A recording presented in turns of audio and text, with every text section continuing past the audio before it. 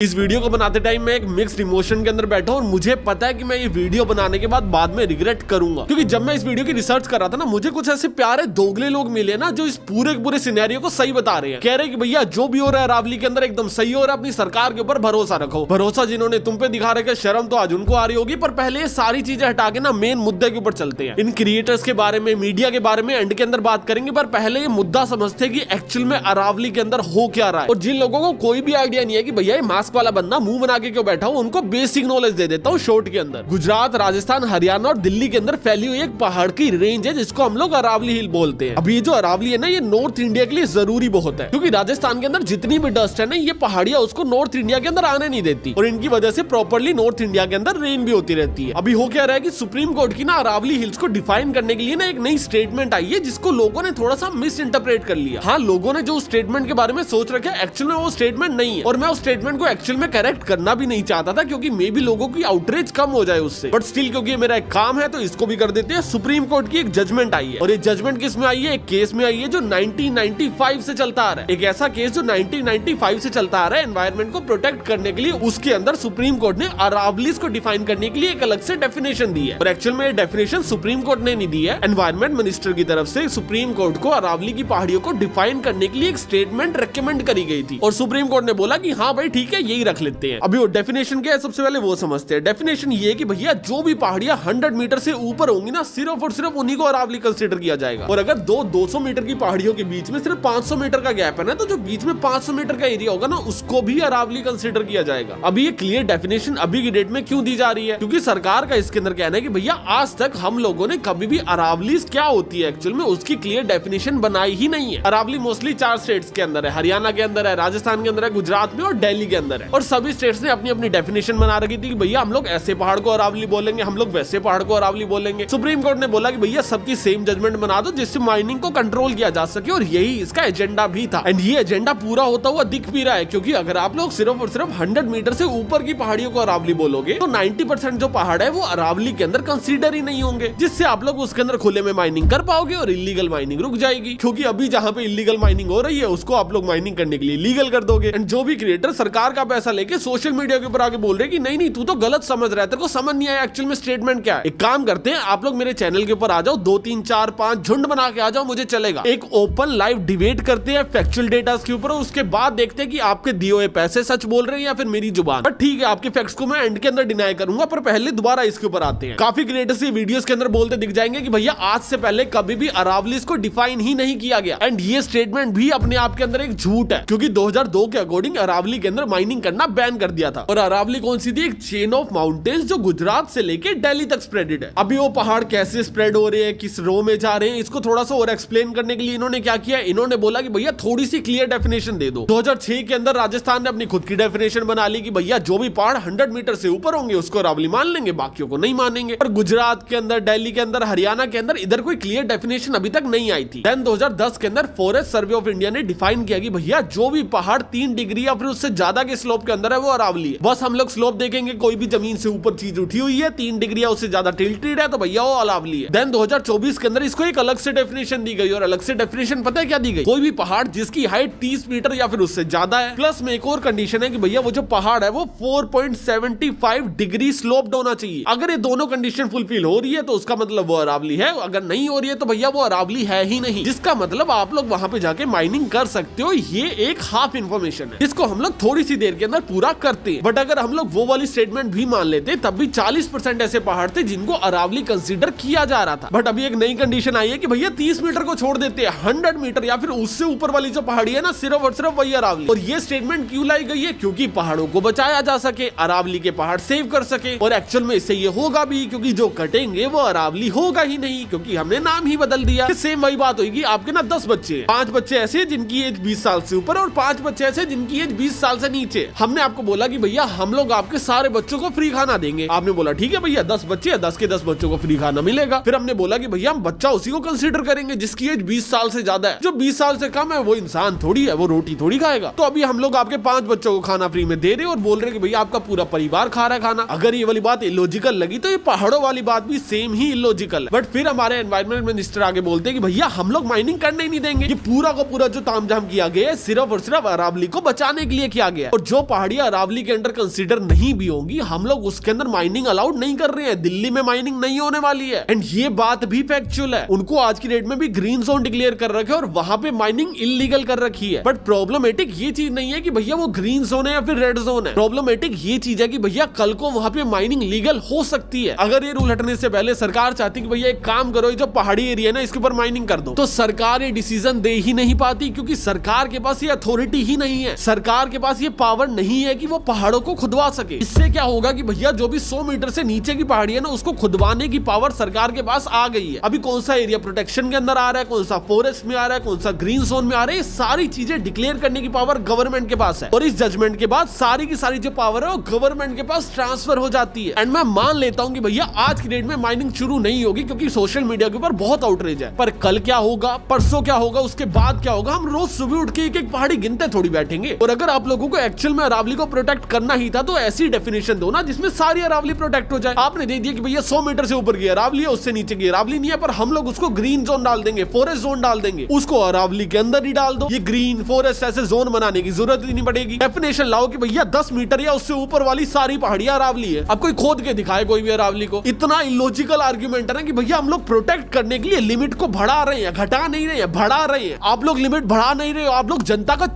बना रहे हो। और आप लोगों को बना भी लोगे, क्योंकि आपके पास पैसा बहुत है लोगों के मुंह पे मारने के लिए। सोशल मीडिया से पूरा नैरेटिव शुरू हुआ था, आपने 2 दिनों में खरीद दिया। पूरा सोशल मीडिया उल्टा हो रखा है कि भैया सरकार तो भगवान है। क्यों भगवान है? क्योंकि आपके पास करोड़ों रुपए हैं। कौन सा क्रिएटर नहीं बिका, मेरे को नाम लेके बताओ। 4 से छोड़ के सब बिके हुए इंस्टाग्राम के। क्यों? क्योंकि पूरा नैरेटिव चेंज हो गया। कुछ क्रिएटर तो इतने गिर चुके कि भैया वो पुलिस वालों की शहीदी तक ले आए बीच में। क्यों? क्योंकि 4 पैसे ज्यादा मिल गए थे हमको। मेरा बहुत क्लियर स्टेटमेंट है कि भैया आप सरकार बहुत अच्छी हो, आप लोग बहुत प्यारी सरकार हो। मुझे आप पे पूरा भरोसा है कि भैया आप लोग इलीगल माइनिंग चालू नहीं करवाओगे, पर लाइफ टाइम तक पावर तो आपके हाथ में रहने नहीं वाली। कल को कोई और सरकार भी आ सकती है, हो सकता है आपके हाथ से कल कोई पावर छीन जाए। तो कम से कम कानून तो ऐसा बना के जाओ ना जिससे कल को कोई और आगे उसको मिसयूज ना करे, या फिर आप ही का करने का मूड है। एंड कुछ लोग बोलेंगे कि भैया आप अपने देश की सरकार पे भरोसा क्यों नहीं करते? मैं नहीं करता। जब ये लोग झूठ बोलते हैं। दिल्ली के अंदर देखा क्या हाल है? दिल्ली के अंदर इन्होंने बोला कि भैया जो WHO के स्टैंडर्ड्स है ना हवा को मॉनिटर करने के, हम लोग वो चीज मानते ही नहीं है। पूरी दुनिया अलग है, इंडिया अलग है। इन्होंने बोला कि भैया हमने यमुना साफ कर दी, बल्कि एक नकली घाट बना दिया था। ये लोग हमें झूठ बोलते हैं कि भैया हवा साफ है, और वो चीज करने के लिए क्या करती है, एयर क्वालिटी इंडेक्स की जो मॉनिटर्स है ना उसके बाहर जाके पानी स्प्रे करना शुरू कर देते हैं, जिससे डस्ट कम कैप्चर हो, जिससे जो PM 2.5 है या फिर बाकी डस्ट है वो पानी से मिलकर नीचे बैठ जाए और आसपास की हवा थोड़ी साफ हो जाए, जिससे हमें लगे कि भैया मॉनिटरिंग तो सही आ रही है, हवा तो साफ ही होगी। अगर मेरे फेफड़ों में कोई दिक्कत है तो वो मेरी पर्सनल इशू है, सरकार का इससे कोई लेना देना नहीं है। सरकार तो भगवान के बंदे, जैसे ये सरकार में आए एकदम से पवित्र होगी पूरी हवा। आफ्टर ऑल दिस कोई मुझे आगे बोले कि भैया सरकार पे भरोसा रख, नहीं करता मैं। एंड जो लोग बोल रहे हैं कि भैया अभी सरकार को थोड़ा टाइम तो दो, सरकार ने एकदम क्लियर डेफिनेशन बनाई है, इसके बाद इसको सही करेंगे, 100 मीटर का जो रूल है वो अभी लागू होने वाला है, उसके बाद इनको थोड़ा टाइम तो देके देखो। भैया राजस्थान में पहले से लागू है। राजस्थान का क्या हाल है? 25% अरावली गायब हो चुकी है। संसद के अंदर ऑफिशियल डेटा के अकॉर्डिंग 27,000 केस है इलीगल माइनिंग के राजस्थान के अंदर, अकेले राजस्थान में, जिसके अंदर से FIR पता है कितना पे हुई है? सिर्फ 3199 के ऊपर 11% रेट है FIR करने का। पकड़े देख लो कितने होंगे। राजस्थान में state government BJP, central government BJP, और क्या चाहिए आपको? और कितने वोट डालूं वो चीज रुकवाने के लिए? मैं खुद जाके वहां पे ट्रक कैप्चर करूं? सोचो इतनी पावरफुल सरकार है, इंडियन गवर्नमेंट है, ये कोई छोटी मोटी कंट्री नहीं है इंडिया। इंडियन गवर्नमेंट की बात कर रहा हूं मैं, भारत सरकार। और ये नहीं कि कोई इलीगल स्मगलिंग चल रही है, छुप छुप के कर रहे हैं, खुले आसमान के नीचे पहाड़ तोड़ रहे हैं बॉम्ब ब्लास्ट करके, ये लोग उसको नहीं रोक पा रहे हैं। ऐसा नहीं है कोई छुप के देश के कोने के अंदर लैपटॉप लेके हैकिंग कर रहे हैं, फिर नकली नोट छाप रहे और पकड़े नहीं जा रहे। खुले आसमान के नीचे रातों रात पहाड़ गायब कर दे रहे हैं और सरकार को पता नहीं है। टाइम्स ऑफ इंडिया की एक ड्रोन रिपोर्ट आई है जिसके अंदर राजस्थान की एक सिटी का काम की है, जिसके अंदर माइनिंग अलाउड थी और सरकार के अकॉर्डिंग माइनिंग हुई भी है 62,76,000 टन। बट इंडिया टुडे की रिपोर्ट बोलती है कि भैया 1.2 करोड़ टन माइनिंग हुई है, और बाकी जो भी बची हुई माइनिंग है वो सारी की सारी इलीगल माइनिंग। और मैं सिर्फ और सिर्फ एक सिटी की बात कर रहा हूँ, पूरे स्टेट की नहीं, पूरी अरावली की बात नहीं कर रहा हूँ मैं। जब कानून बने ना बने, आप लोग उससे पहले भी अरावली को सिर्फ खत्म ही होते हुए देख रहे हो, तो भैया कानून बनाने के बाद तो आपके पास एक पावर आ जाएगी ना। मैं बस वो पावर सरकार को नहीं देना चाहता हूँ। मुझे लॉ से, कानून से कोई दिक्कत नहीं है, मैं नहीं चाहता सरकार के पास वो पावर जाए। मैं कहता हूँ सुप्रीम कोर्ट उसको रेगुलेट करे। मैं चाहता हूँ भैया सरकार के पास कल को माइनिंग ऊपर करने की पावर ही ना हो। और ये डिमांड के अंदर कुछ गलत नहीं है, नक्सलवादी या फिर एंटी नेशनल कुछ भी नहीं है, बस एक डर है कि भैया कल को कोई भी आगे इस पावर का मिसयूज कर सकता है। और हमारे की न्यूज रिपोर्टर है ना आपकी अदालत वाले, इन्होंने अभी अपने एक एपिसोड के अंदर बोला कि भैया दिल्ली ये जो एकदम हुक्का बनी हुई है ना, जो इतना पोल्यूशन है ये अरावली की वजह से है। दिल्ली की आकृति एक कटोरी की तरह है जो 3 तरफ से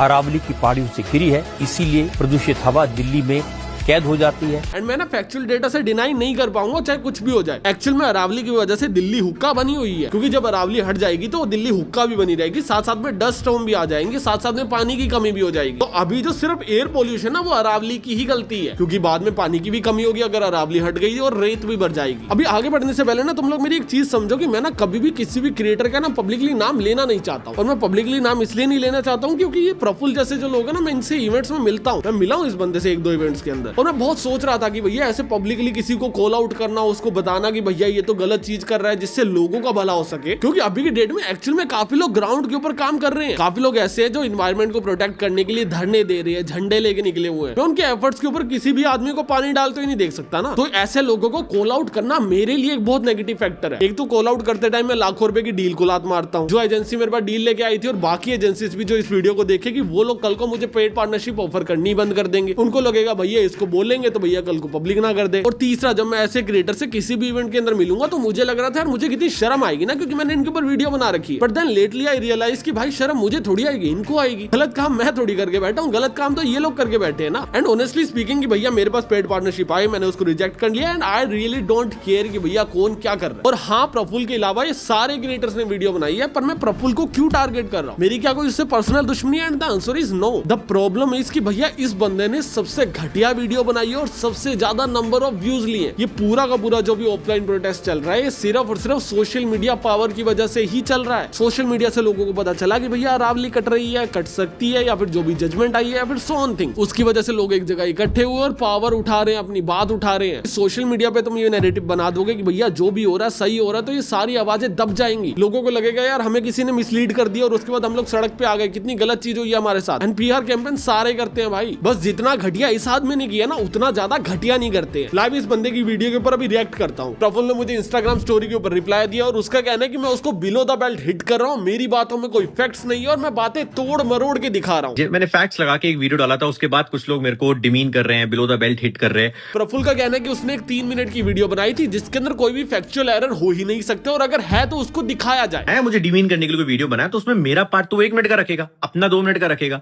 मेरे 1 मिनट का वो वही पार्ट रखेगा काट काट के, जिससे उसे अपना पॉइंट ऑफ व्यू प्रूव करना हो। मेरे को फैक्चुअली गलत प्रूफ करने के लिए उसे मेरी पूरी वीडियो दिखानी पड़ेगी, वो दिखाएगा तो फैक्चुअली गलत प्रूफ कर ही नहीं पाएगा। और वीडियो को काट के ना दिखाया जाए, 3 मिनट की पूरी वीडियो को दिखाया जाए। तो चलो एक काम करते हैं, 3 मिनट की पूरी वीडियो को दिखाते हैं और उसके अंदर फैक्चुअल एरर दिखाते हैं। एंड क्योंकि मैं आपकी इतनी बात रख रहा हूँ, 3 मिनट की वीडियो शॉर्ट्स में कवर कर रहा हूँ, तो छोटा सा काम आप भी कर देना जनाब। जब अगला रिप्लाई दो ना तो ये बता देना कि ये जो वीडियो बनाई थी इसके लिए पैसे मिले थे या फिर नहीं मिले थे, बस हाँ या ना कर देना। और अगर मिले थे और किसी ने दिए थे तो क्यों दिए थे? क्या आपकी बाकी वीडियोस के लिए भी दिए जाते या फिर स्पेसिफिकली इसी वीडियो के लिए दिए गए? और अगर दिए गए थे तो क्यों दिए गए थे, एक बार थोड़ा सा क्लियर कर देना जनाब। अभी आपकी पूरी वीडियो को फैक्ट वाइज देख लेते हैं। हाफ नॉलेज होना नॉलेज ना होने से ज्यादा डेंजरस होता है। अरावली के केस ने यह प्रूव कर दिया है। इतनी आवाजें उठी कि अरावलीज खत्म हो जाएंगी, माउंटेन्स खत्म हो जाएंगे, पोल्यूशन बढ़ जाएगा, ग्राउंड वाटर खत्म हो जाएगा, और रियलिटी क्या सामने आई? सुप्रीम कोर्ट ये इसलिए कर रहा था जैसे कि अरावलीज को बचाया जा सके। स्टैट से बताता हूं, पैरों के नीचे से जमीन खिसक जाएगी। 1975 से लेकर 2019 तक 8% ऑफ अरावलीज ऑलरेडी खत्म हो चुके थे because of illegal mining.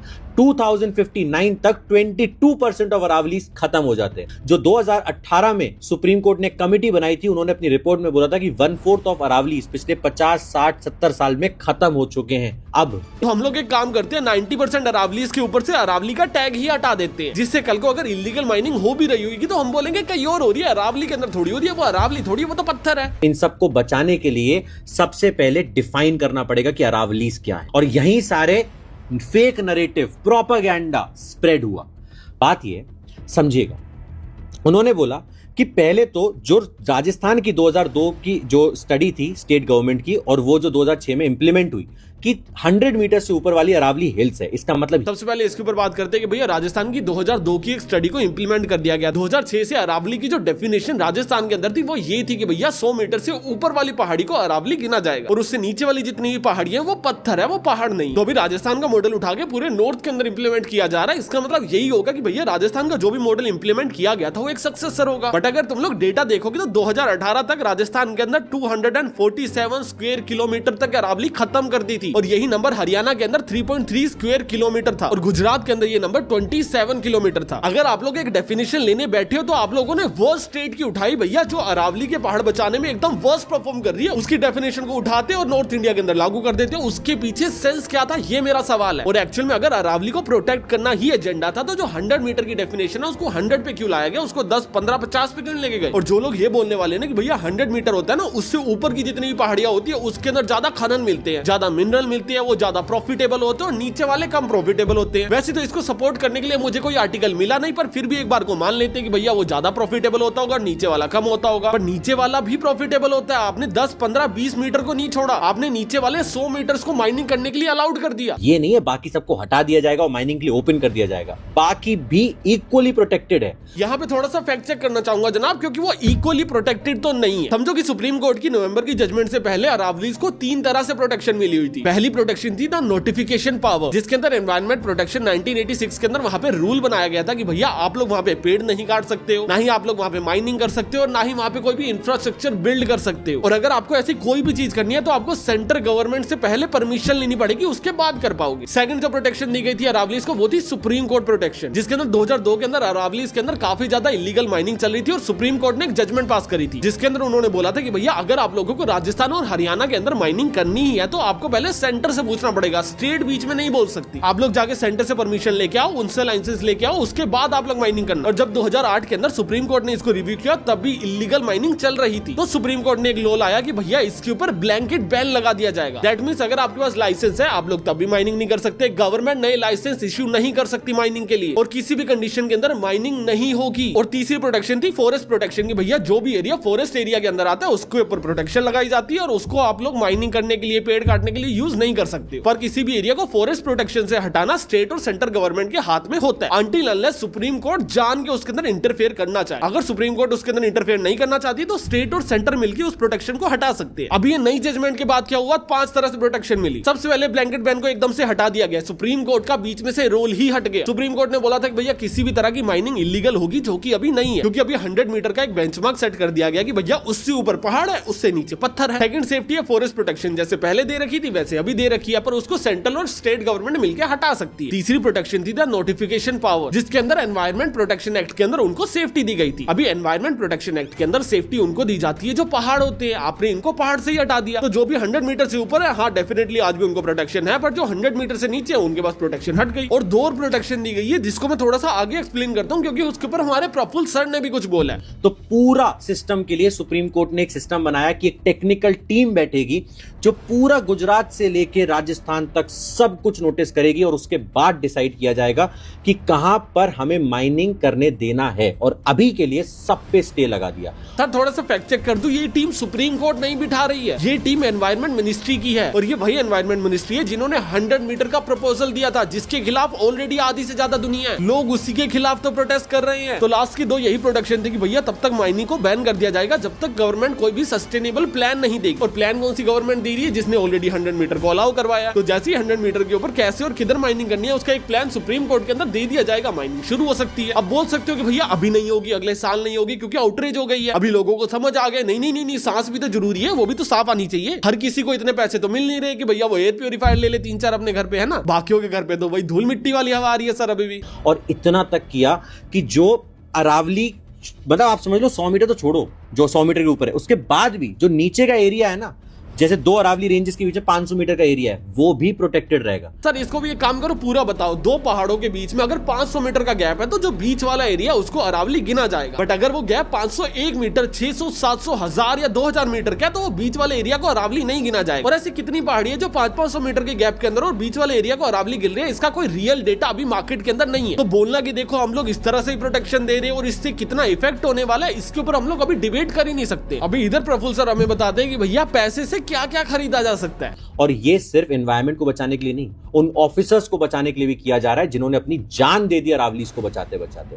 Surendra Singh ji DSP थे, 2022 में ट्रक चला दिया उनके ऊपर, उन्हें मार दिया गया नू में, क्योंकि वो इलीगल माइनिंग के लोगों को पकड़ रहे थे। ही इज सेइंग कि भैया एक पुलिस वाले ने जान दे दी इलीगल माइनिंग को रोकने के लिए, तभी सरकार ने कानून लाया जिससे इलीगल माइनिंग को डिफाइन किया जा सके। बट जब पुलिसमैन एक इलीगल माइनिंग को रोकने गए हुए थे तब इलीगल माइनिंग ऑलरेडी उस कानून के अकॉर्डिंग डिफाइंड थी, और अभी वाले कानून के अंदर पुलिस को कोई एक्स्ट्रा प्रोटेक्शन नहीं दी जा रही है। बस एक नया कानून लाया जा रहा है जिससे इलीगल माइनिंग ज्यादा डिफाइन हो, सिर्फ और सिर्फ डेफिनेशन चेंज की जा रही है। पुलिस को इससे कोई भी हेल्प नहीं मिलने वाली है। हाँ, अंटिल अनलेस वो बात सच निकले कि भैया 90% पहाड़ों को तुम लोग अरावली मानोगे नहीं, तो 90% के ऊपर माइनिंग चल रही है, चलने देते हैं, सिर्फ 10% के ऊपर जाके प्रोटेक्शन देनी पड़ेगी। अगर ये वाले फंडे के अकॉर्डिंग आप बोल रहे हो तो हाँ, आपने एकदम सही बोला कि भैया पुलिस का काम 10% हो जाएगा, 90% काम से छुट्टी। बट अगर आपके लॉजिक के अकॉर्डिंग मैं एक एग्जांपल दुनिया में पुट करना चाहूं तो वो कुछ ऐसा होगा कि भैया पाकिस्तान और इंडिया के बॉर्डर पे बहुत फाइट होती है, हमारे काफी सोल्जर शहीद हो जाते हैं, जो हमारे को तो बहुत बुरा लगता है। तो एक काम करते हैं, कश्मीर पाकिस्तान को दे देते हैं, लड़ाई खत्म हो जाएगी। अगर तुम्हें ये वाला लॉजिक बहुत फालतू लगा तो तुम्हें वो वाला भी तो लगा ही होगा। और इसके बाद प्रफुल्ल भाई 2-3 एग्जांपल्स ऐसे और देते हैं जो कोई सेंस नहीं बनाते, और उसके ऊपर मेरे को कोई फैक्ट चेक भी नहीं करना, तो फालतू वीडियो नहीं दिखा रहा। जितने सवाल इस वीडियो में पूछ चुका हूं उतने बता दो, और सिर्फ इतना बता दो कि भैया अगर यही सेम डेफिनेशन 30 मीटर की आ जाती तो क्या गलत हो जाता। 100 मीटर पे ऐसी क्या चीज अचीव हो रही है। हाँ, आपको डिफाइन करने थे, आपको अरावलीज डिफाइन करने थे कि भैया अरावलीज क्या है, पर वो 100 मीटर पे ही क्यों डिफाइन करने थे, ये सवाल है। आप सवाल से मत भगाओ ना दुनिया को। इन्होंने अटैक कर दिया था गवर्नमेंट ऑफिसर्स पे जो पूरी इन्वेस्टिगेशन कर रहे थे इलीगल माइनिंग पर। 2024-25 में एक्सप्लोसिव से उड़ा दिया गया था एरियाज को माइनिंग करने के लिए, वहां पे रेजिडेंट्स को इंजरी तक आई थी, खतक हुए।